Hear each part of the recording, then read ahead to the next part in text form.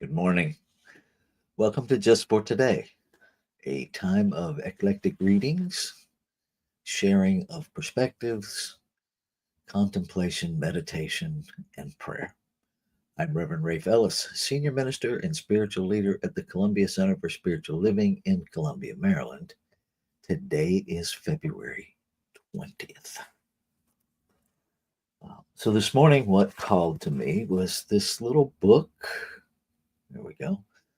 Called The Soul of an Indian. It is written and other writings from Oiesa, Charles Alexander Eastman. And what I opened it to was this reading called The Beauty of Generosity. So let me share that with you. It has always been our belief that the love of possessions is a weakness to be overcome. Its appeal is the material part, and if allowed its way, it will in time disturb the spiritual balance for which we all strive. Therefore, we must early learn the beauty of generosity. As children, we are taught to give what we prize most, that we may taste the happiness of giving. At an early age, we are made the family giver of alms. If a child is inclined to be grasping or to cling too strongly to possessions, legends are related that tell of the contempt and disgrace falling on those who are ungenerous and mean. Public giving is a part of every important ceremony. It properly belongs to the celebration of birth, marriage, and death, and is observed wherever it is desired to be special honor to any person or event.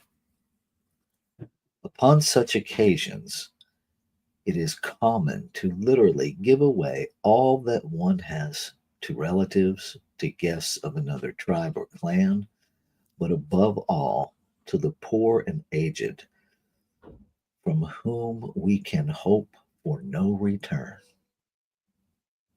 Finally, the gift to the great mystery, the religious offering, may be of little value in itself, but to the giver's own thought, it should carry the meaning and reward of true sacrifice.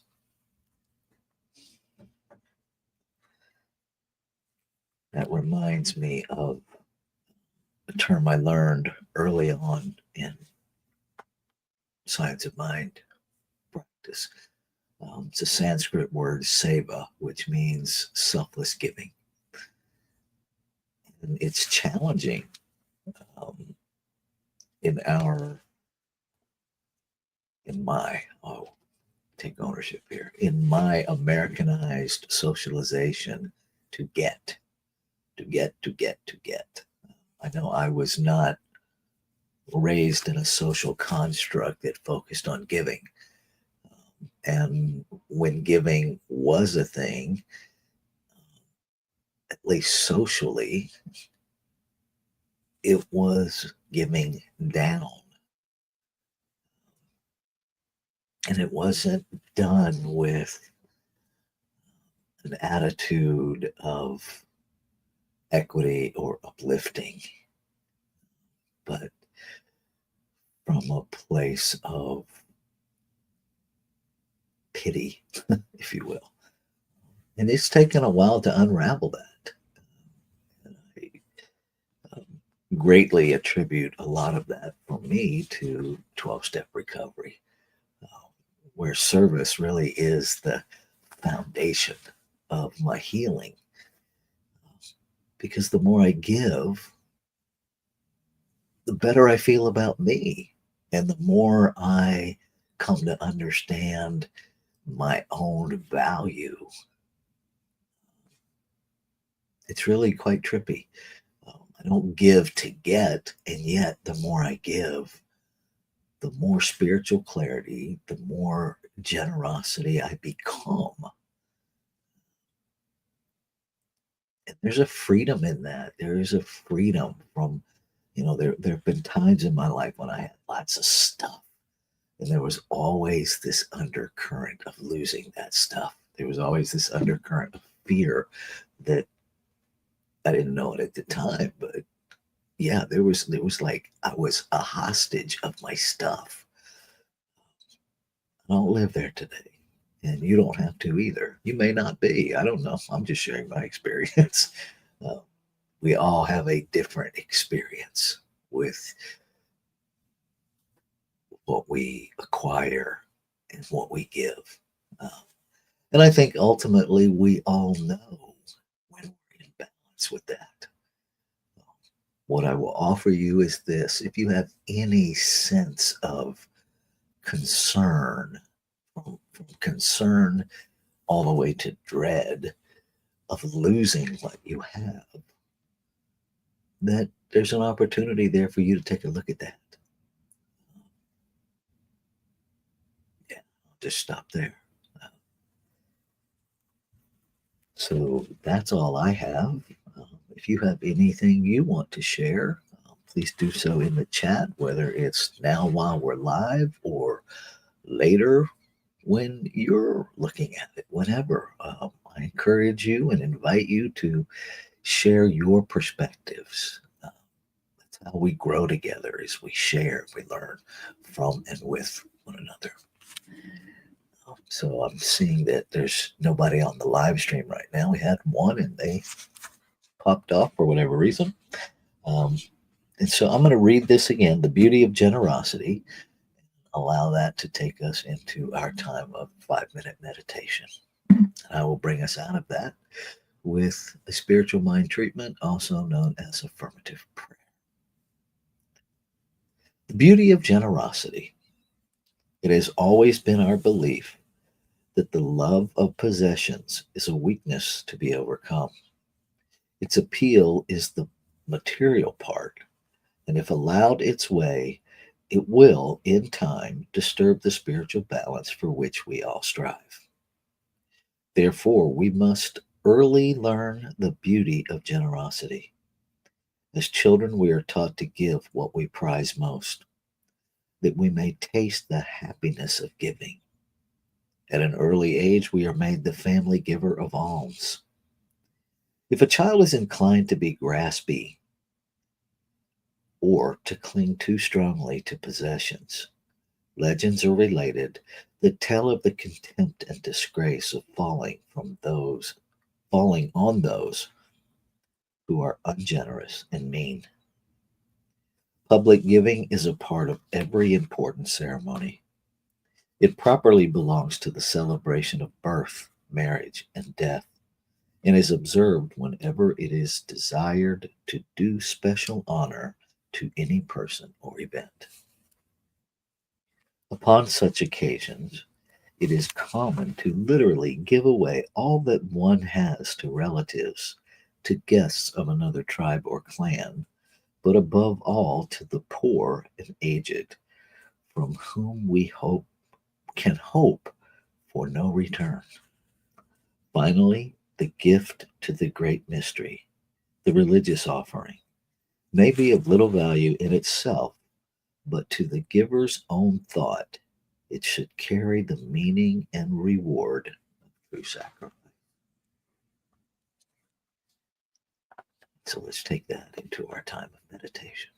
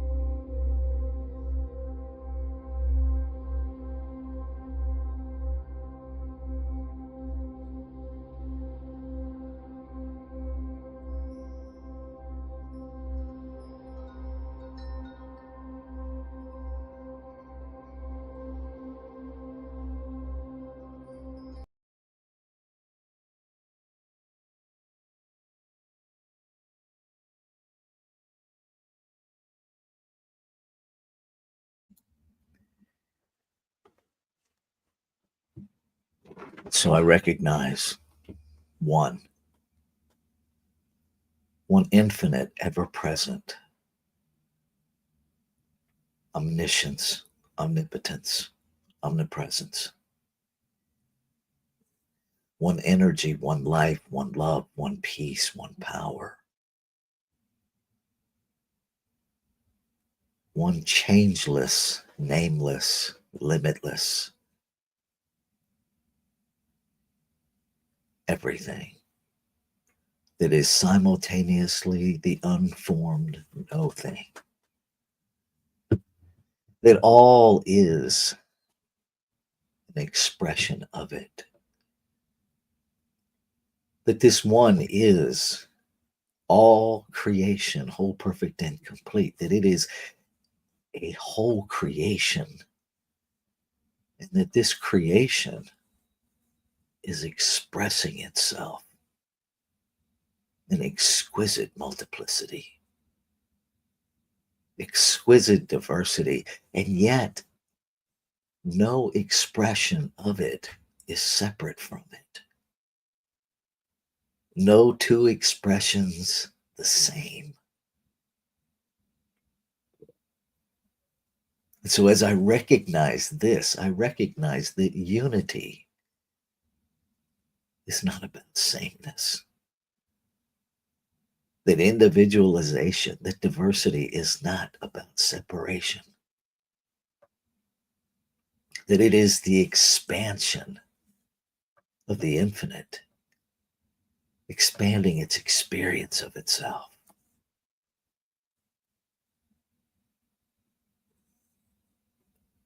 And I am that in form. I'm that in function. I am a one of a kind, never to be repeated, divine idea in the mind of creation to expand its experience and expression of itself. And what is true of me is true of all. Each individualized expression of creation, a part of a whole body, a cell within one body, one mind, an expression of one love, the presence of one peace. However we language it, all of this infinite being is fully present as the substance of every expression of creation.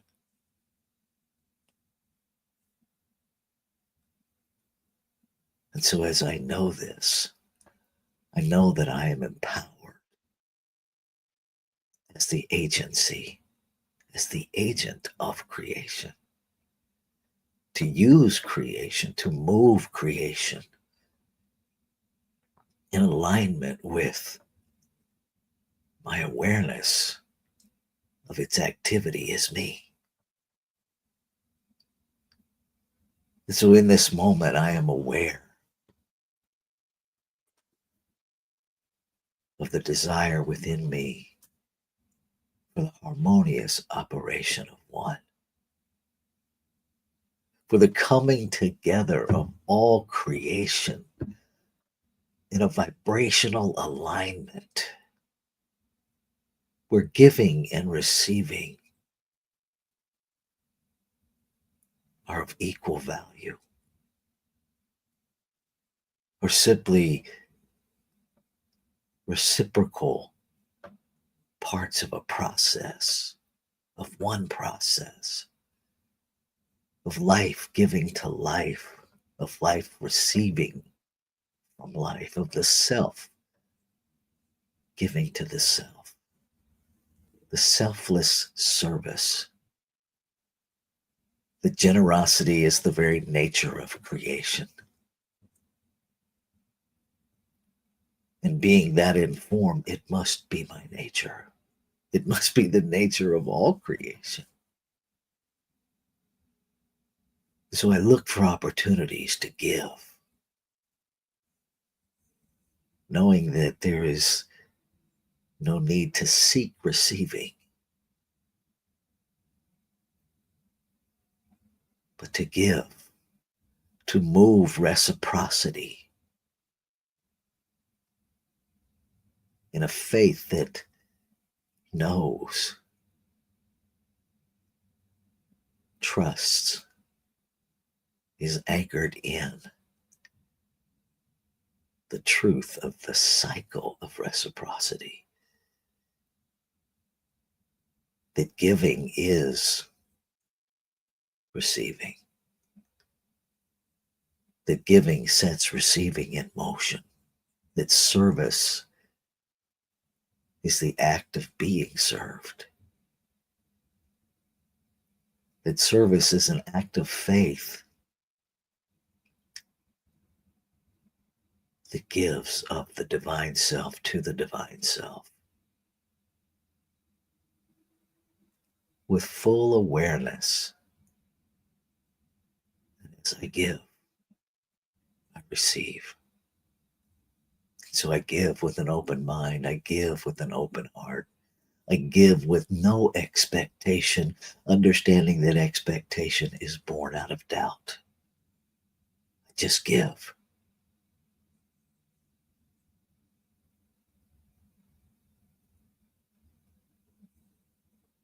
And I celebrate.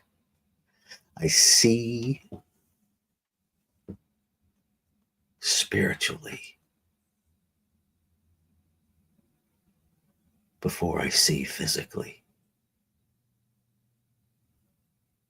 This is the activity of faith. Faith in law. Faith in a spiritual law, a scientific law that operates continuously, receiving the desire of creation and acting upon it to make it so.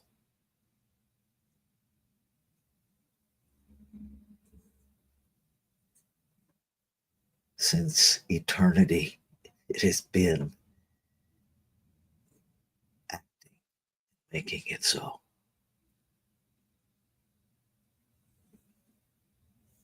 So I trust, I give thanks, and I celebrate, knowing it is already complete.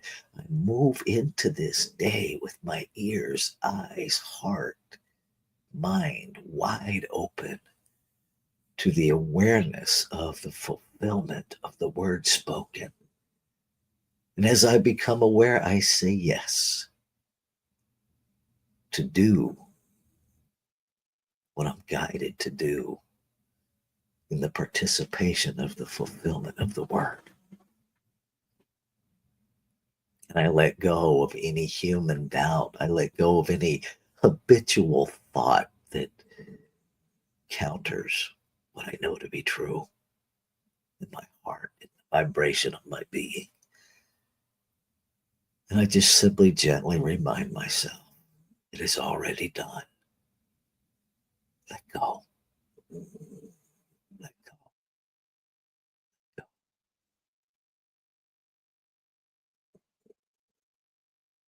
Shay. Shalom. Aho. Amen. Amen. And so it is. Namaste.